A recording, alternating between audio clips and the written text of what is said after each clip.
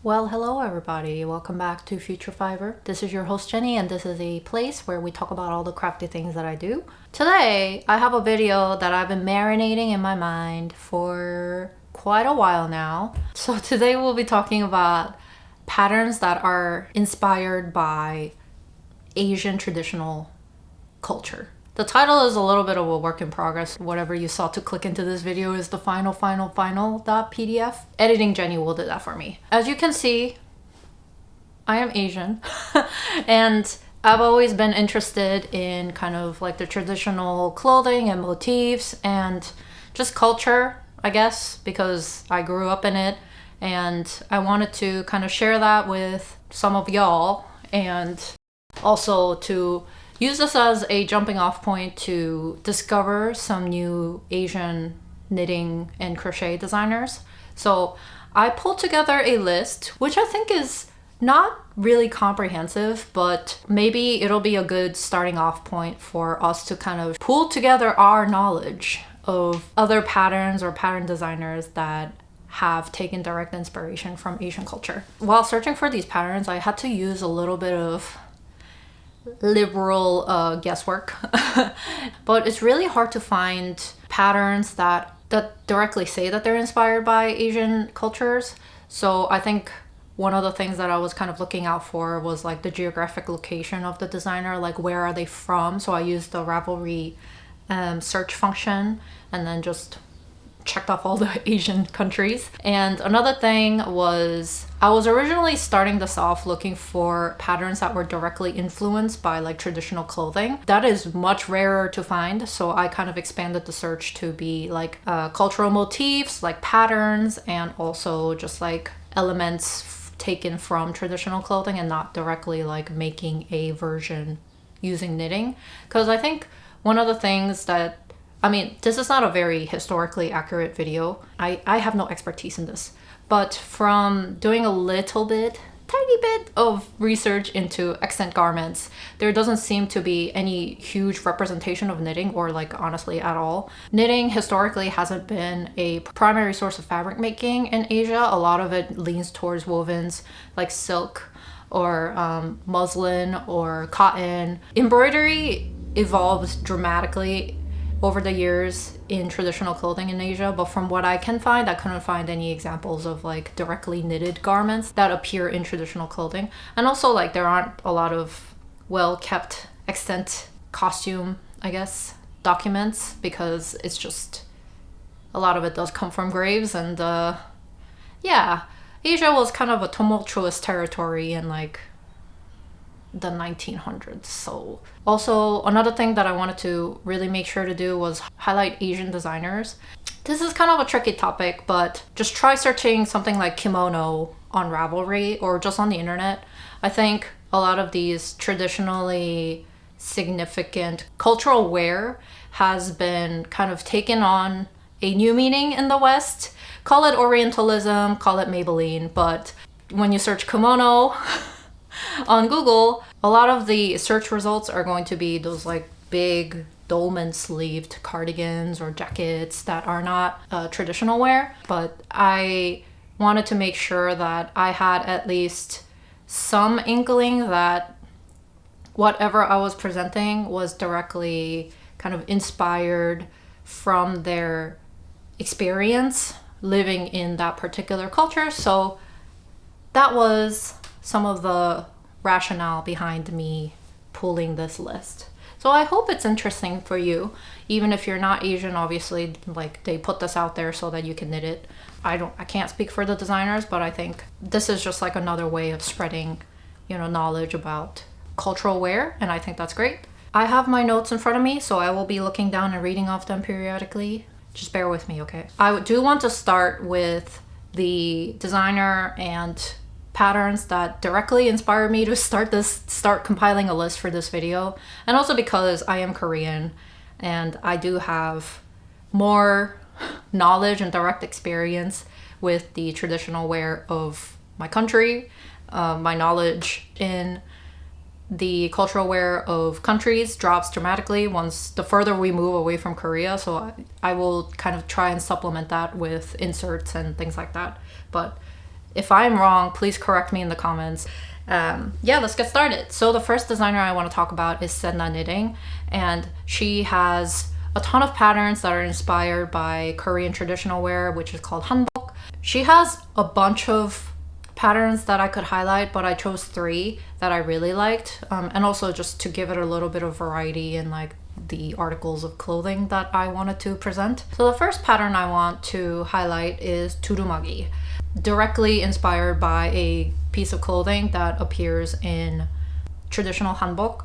So the turumagi is kind of this like outer coat, typically worn by men, but I think in the modernization of hanbok as casual wear, turumagi in its shape has also kind of evolved to be a general unisex coat of types, but typically it is worn by men.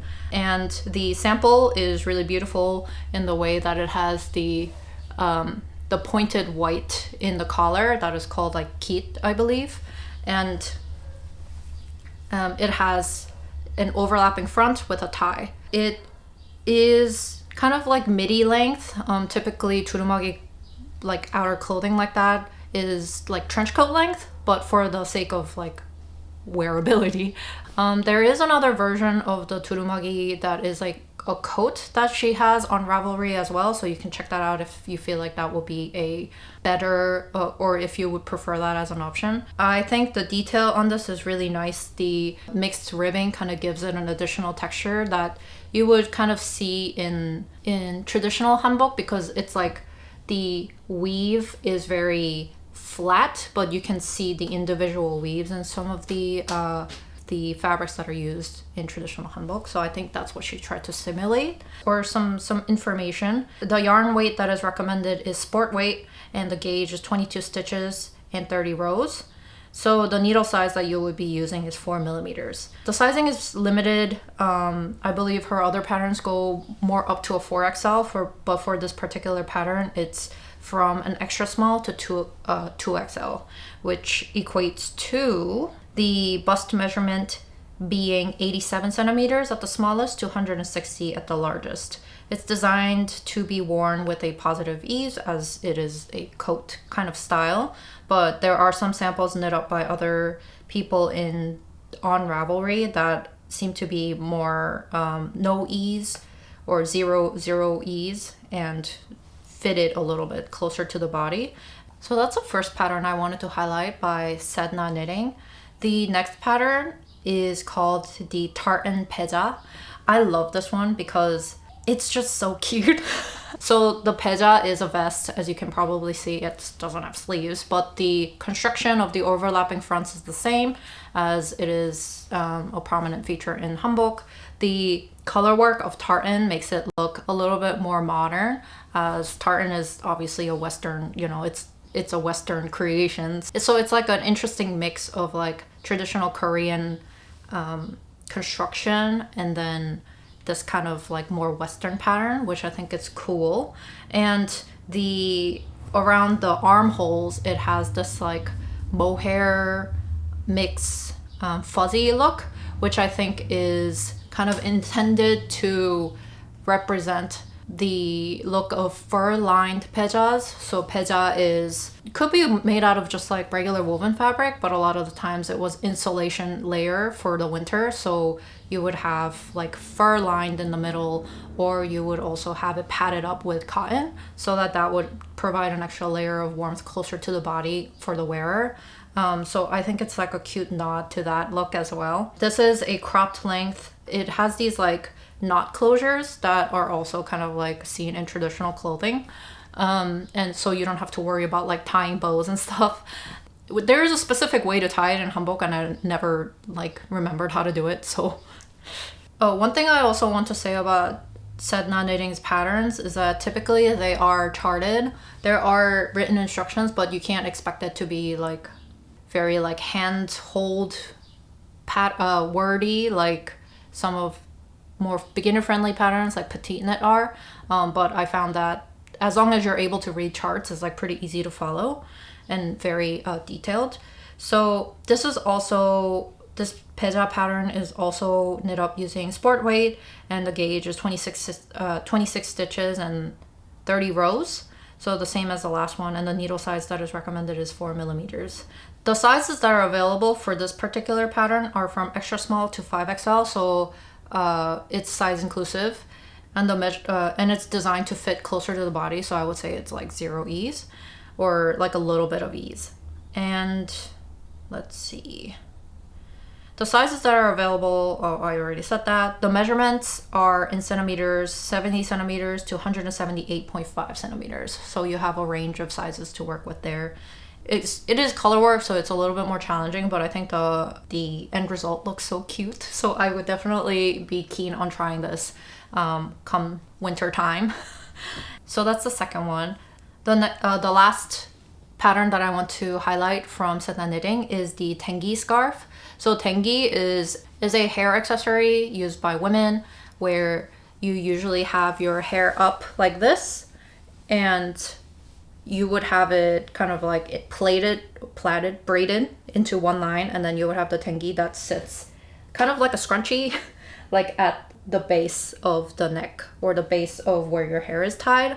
The pictures explain it all. I'm horrible with words, so it's a cute little hair accessory, and this particular tengi is kind of like already designed to be in that shape so that you could pin it into your hair and then have it drape down. I think the color work is so cute, and if you don't want to wear it as a hairpiece, you could wear it as a scarf. Red tengi is very common for hanbok and traditional wear, so I think having it in that red and white colorway looks just really classic and cute. This particular sample is knit up in Cardiff Cashmere Classic, which, you know, is kind of a bougie yarn for such a little thing. So if you were planning to make it as a hair accessory, maybe I wouldn't recommend Cardiff Cashmere, but if you were planning to use it as a scarf, I think that could be definitely a good option. The yarn weight is DK, and the needle size is 3.75. You should be able to get a tengi scarf out of 100 to 136 meters of yarn, so it's a quick little project if you wanted to do some color work and also have a little accessory that you could wear around. Yeah, I think this is all a good option if you want something that is not like kind of like blasting in your face, like this is hanbok inspired. So I think this is a good project for you if you would like to knit something by this designer that is inspired by Korean traditional wear, but you don't want it to be like directly inspired, I guess. So that was Korea. Now we're moving on to Indonesia.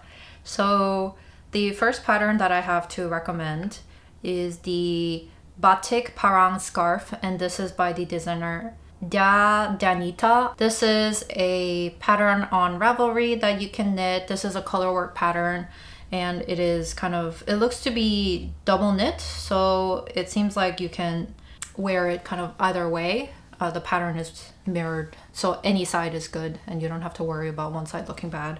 The recommended yarn is Cascade Yarns Heritage Sock, which I've used myself before, and it's a very soft yarn, so I think it will be perfect for a scarf. But it will be kind of a little bit of a monster project because it is a full-length scarf with this colorwork pattern. So the yarn weight is fingering, and then the gauge is 29 stitches and 26 rows. The needle size that is recommended is 3.75, so I guess with the double knitting it'll kind of end up being a little like, it won't be too tight, it will be kind of like drapey still. I chose this one because the description of the Ravelry page says batik parang is one of the most famous batik motif from Indonesia, and parang means knife or dagger, symbolizing power and justice. And it says that it was once used exclusively by the royal courts of Central Java, which I thought was a really good way to incorporate this pattern and motif into a knitting project. With color work, I mean, the possibilities are kind of endless with what you can represent on a piece of knitted fabric. So I thought this was like a really fun nod to the culture. So batik, if you don't know, is this method of dyeing fabric that is based from Indonesia, and it's like culturally significant there.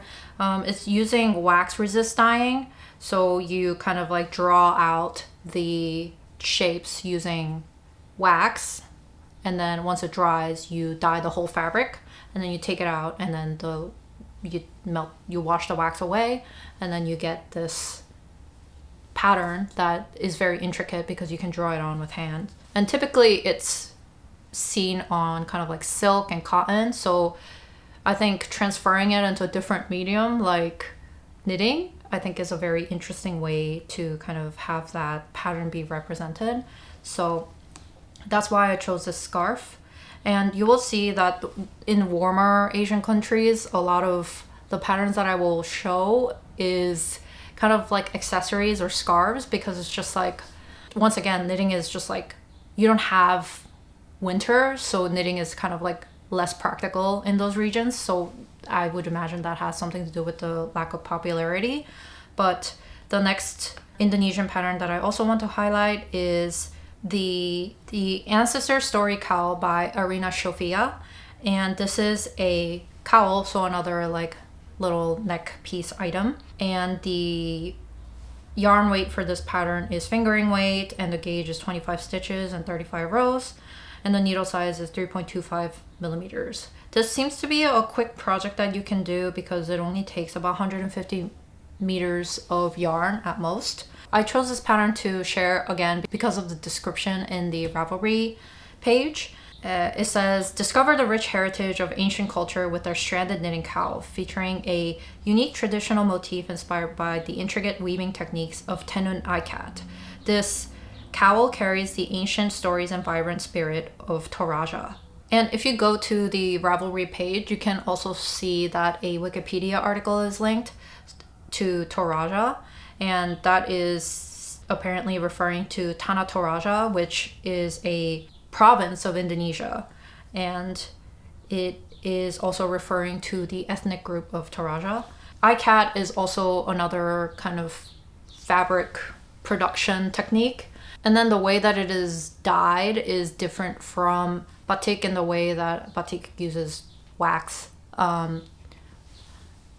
to kind of like map out the patterns on the fabric, but Ikat uses binding, so kind of like tying off sections and then putting the fabric in the dye and then taking it out. And the patterns can have a lot of significance depending on the different cultures that practice it. So that is why I decided to include this as part of a pattern from Indonesia. Leaving the beautiful world of dyed fabrics behind, we're getting into Japanese-inspired knitting patterns. So the Japanese patterns were a lot harder for me to compile than I thought it would be, because a lot of it was kind of Japanese inspired, but it was actually pretty difficult to find a pattern that was actually by a Japanese designer. I thought the simplest thing that I could look at is the Japanese haori, which is kind of like another jacket kind of type of outerwear.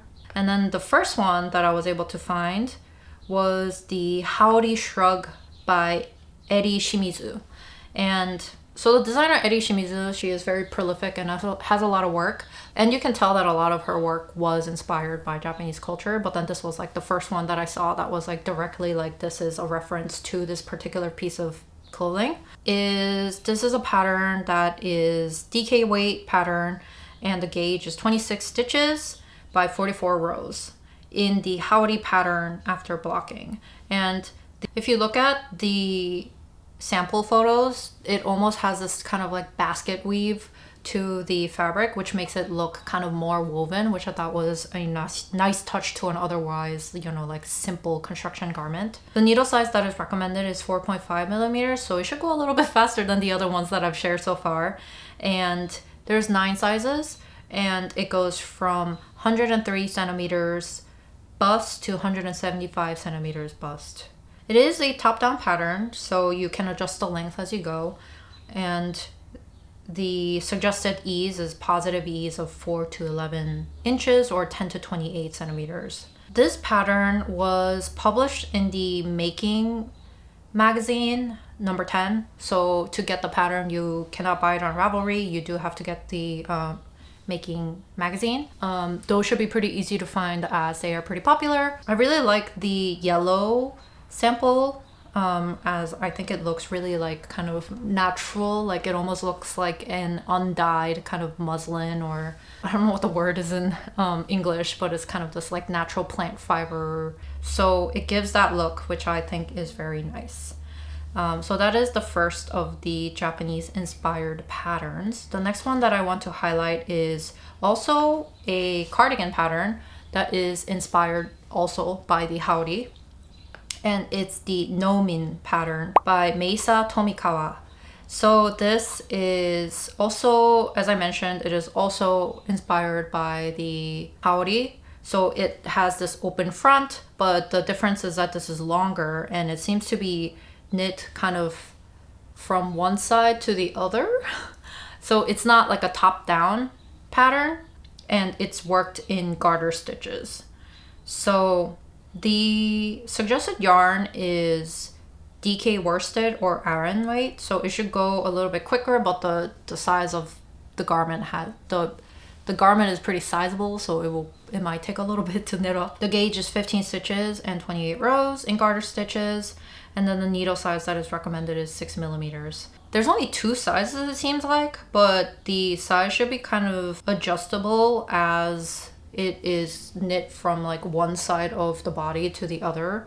But it says that the size is available in large and extra large, and the large is up to 2x size in wear, and then up to 6x in size and wear for the extra large. Looking at the body circumference, the large size is 168 centimeters in body circumference, and then the extra large is 210 centimeters. The word nomin in Japanese means a farmer who works with soil, according to this Ravelry page.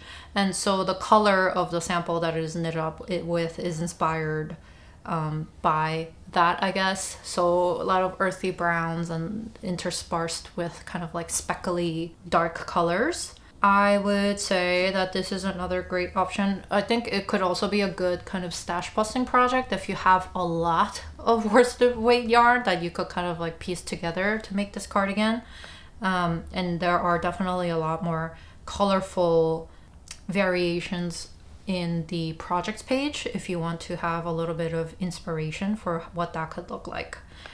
The third pattern that I wanted to highlight, or Japan inspired category, is Hida Hida, and this is by W Knit Work. And I chose this one because I thought it was inspired by the kimono's kind of folded over collar.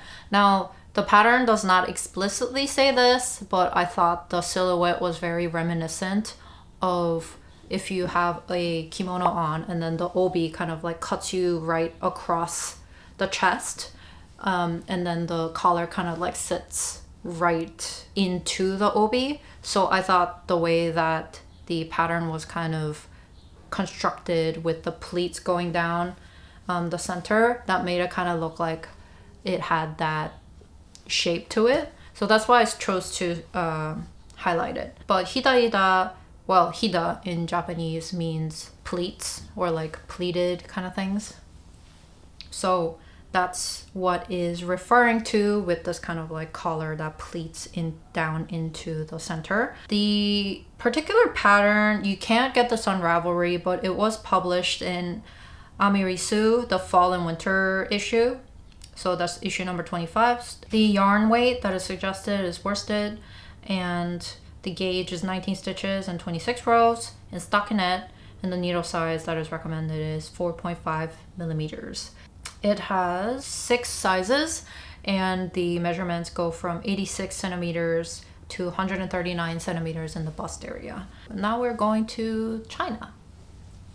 And the first pattern that I wanted to highlight is the Xiao Mai by Layla Yang, and this is by Layla Yang of Ching Fibers. So, and I think this is a pretty famous pattern, so I feel a little silly including this, but hear me out. Also, this pattern is another one where it didn't explicitly say that it was inspired by Chinese traditional clothing, but I was just kind of like, you know, using a little bit of guesswork to kind of like hypothesize that it was. This pattern is kind of a beast because it is using 3 different yarns held together to create worsted weight, garment. And the gauge is 15 stitches and 21 rows in 2x5 ribbing after blocking, and the needle size that is recommended is 5 millimeters. This comes in 9 sizes. Measurements run from 112.5 centimeters to 188.5 centimeters in the bust area. The description in the Ravelry page says this design was inspired by the beautiful texture of woven textiles. And it doesn't have this kind of like fold over collar, but what made me think that this could possibly be inspired by the Chinese hanfu specifically is the way that it is styled in the sample photo. The second photo on Ravelry page, I'll put it up here, especially reminds me of that because of the way that she is just kind of like draped over with her long dress underneath with this cardigan on top. Kind of reminds me of like the revival hanfu styles that seem to be more on the rise in China right now. I admittedly don't know that much about Chinese traditional wear, and obviously hanfu just means clothing of the Han people, so there is like hanfu from the Tang dynasty is going to be way different from the Ming dynasty, so I don't know what part of that fits into this, but I just thought the silhouette and the styling of it kind of reminded me of that, so I wanted to include it here. And also just because I think that braided detail going up the sleeves and the bottom of the cardigan reminds me a lot of like embroidery, so I thought it was like a cool detail. This pattern you also can't buy on Ravelry. It was included as part of the Neons and Neutrals, a knitwear collection book published by Lina magazine.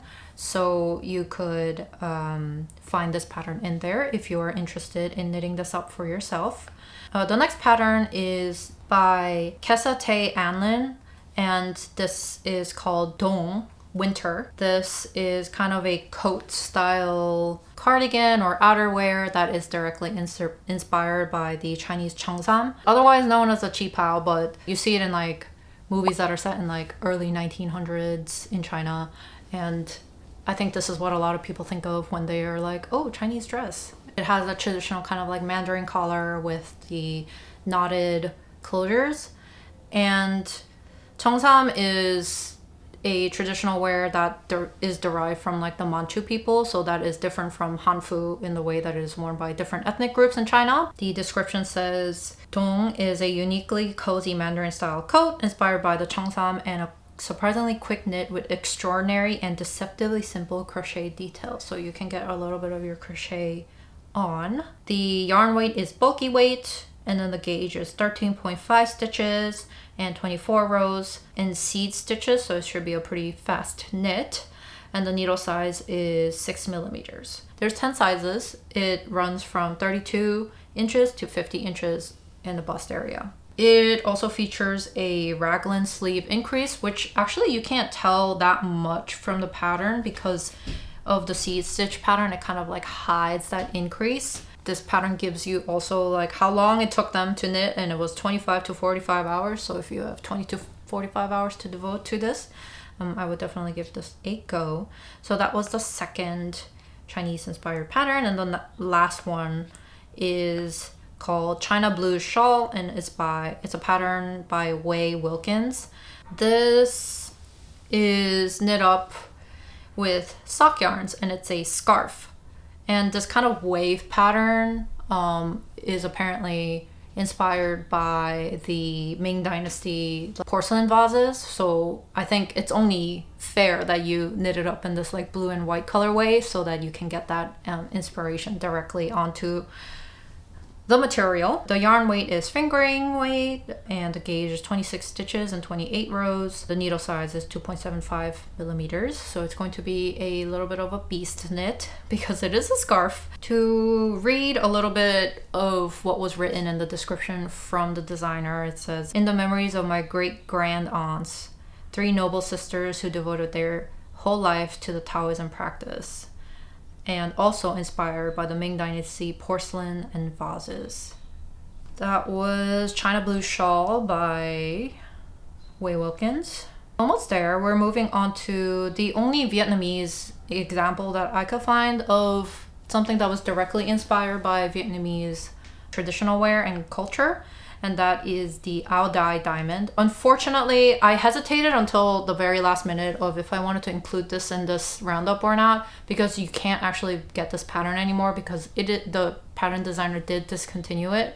But I just wanted everybody to look at the magnificent amount of work that this designer did, because it is a beast of a dress. So the Ao Dai is a Vietnamese traditional wear that is a dress. This Ao Dai was knit by the designer Ngo Quinn, and it was knitted up using lace weight yarn. So that's so crazy that they knit up this whole dress using just lace weight mohair yarn, but it looks really beautiful. I just wanted to share it because I thought it was really cool. Ao Dai typically is, I believe, is made of like finer materials like silk, finer woven materials like silk, but this mohair version, it looks also very classy. The last Asian country that I found some patterns for is India. A lot of the patterns are shawls. They are masters of shawl designs because, I mean, obviously it's warmer there and shawls are a little bit more practical because you can take them off. So the first pattern that I wanted to highlight is the Shikar wrap, and it's by the pattern designer Jaya. And this is a fingering weight pattern, and the gauge is 20 stitches and 28 rows. And the needle sizes that are used is kind of myriad, I guess, is to control the tension throughout the entirety of the scarf or wrap. And it's 3.75 millimeters, 3.5 millimeters, and 3.25 millimeters. This is a pattern that is inspired by the design of the Taj Mahal. So the intarsia bit of the flower colorwork is directly inspired by the painted tiles in the Taj Mahal, which I thought was really cool. And then the mesh work, apparently the octagonal mesh is called jali, and it just means mesh and also is like an element that is found in the Taj Mahal. So I just thought it was like a really great way to capture the essence of an architectural building into a scarf. So if you're up for a different textured challenge, I would definitely recommend this pattern. Yeah, it uses a lot of different techniques. So it uses an I-cord slip stitch edge, intarsia, knit and purl increases and decreases, single and double decreases. So if you want a little bit of a challenge, I think this could be a good project to attempt. The next pattern is Hamsadwani top, and is by the designer Srimati Balasubramaniam, and it is a crochet pattern, and it's a sari top designed to be worn with a sari. So you wear the sari top and then you have the sari on the bottom and then draped over the top. And I actually found a couple of other sari top examples. This designer in particular has another top that could be used as a sari top, and then I found another one that was just like a blog article, so I'll link them in the description down below. But I think this could be, I mean, it's designed as a sari top, but like it could also be worn by somebody who doesn't wear a sari. It just seems like a nice little summer top. The yarn weight is lace weight, so it will take a little bit of work, but using lace weight will make sure that it's a perfect top for the summer. The gauge is 26 stitches and 15 rows in double crochet, and the hook size is 2.5 millimeters. The sizes that are available are from extra small to 2XL, and the measurements for that is 32 inches to 42 inches in the bust area. And it is designed with no ease, as sari tops are typically snug to the body. But it is kind of adjustable because it has a strap tie in the back, and I think this, according to the pattern, it says that it's a good beginner pattern because it is simple double crochet. I don't know anything about crochet really. I'm really bad at crochet, so I cannot vouch for that. But I think if you are a crocheter and you are looking for a summer top, this could be a good option. Hi, editing Jenny here. So there's actually one more pattern that I wanted to highlight that I forgot to include. The last pattern that I wanted to highlight is a pattern that I came across on Instagram actually, but the pattern does exist on Ravelry, and it is the 9 Nights Shawl by Shreya Prabhu. This particular pattern was released in the Bright Collective Volume 12. I believe that is a Making Magazine pattern. And once again, this is a shawl, but I love the way that Shreya had styled it in her sample photos. I think the red contrasted with the ivory cream of her, I believe that is a lehenga. I think it just looks really beautiful. So this is a knitted shawl, and the suggested yarn is Anzula Dreamy, which is a fingering weight yarn. So the gauge is 23 stitches and 55 rows, and it's knit up in this like elephant motif mosaic knitting pattern. The needle size that is recommended is 3.25 millimeters and 3.5 millimeters. You would need a lot of yarn because it is a big shawl. It's about 208 centimeters, 82 inches at the widest point, which is a big boy shawl, but you kind of need it to be big for this dramatic effect. To read a little bit from the description, I will give this whole description a read because I think it's really interesting, and it tells a little bit of her history with knitting and her mom and her grandmother's history with knitting, which I think is really nice that she included that in there. But the 9 Nights Shawl is inspired by the Indian festive season, which for my family starts with Navratri. Navratri is a festival that spans over 9 nights, and each evening the community gathers for puja and folk dance. Being chilly at this time of year and often clad in short-sleeve crop blouses, so the sari top, before this, you could pair it with this and get a almost whole outfit. The 9 Nights Shawl is my aim to fill that gap in my wardrobe to blend knitting with Indian aesthetic, and I think it does that very well. Yeah, so the mosaic design, she says, is always reminded her of this kind of tie-dyeing process called bandhani. So I think once again we see this transformation of a typically woven and dyeing medium into dyeing as in like D-Y-E, not, the unaliving one. Dyeing fabric. Wait, what was I saying? Dyeing medium into woven medium into knitted medium, which I think is really cool. So just wanted to definitely make sure to slip this in there because it's a beautiful design. That's all I had prepared for this video. I had a lot of fun looking through Ravelry for these different patterns, and it also kind of led me down a fun little sidetrack rabbit hole of like looking up different traditional wears and cultural motifs. I really wanted to find more examples, and I'm sure if I spoke each of the languages, like if I spoke like Thai or if I spoke Vietnamese, you would find like more examples potentially of people who have knitted up or created designs and patterns according to the traditional motifs of their country. But unfortunately, I only speak Korean and English. And like this much of Japanese, so my search results were limited, so I hope you guys understand. But if you have suggestions of culturally inspired knitwear that you're aware of in your own country, I would love to know, so please leave them down in the comments below. And if you end up knitting any of these, please tag me. I do really want to see them. I personally will be knitting a couple of these findings myself.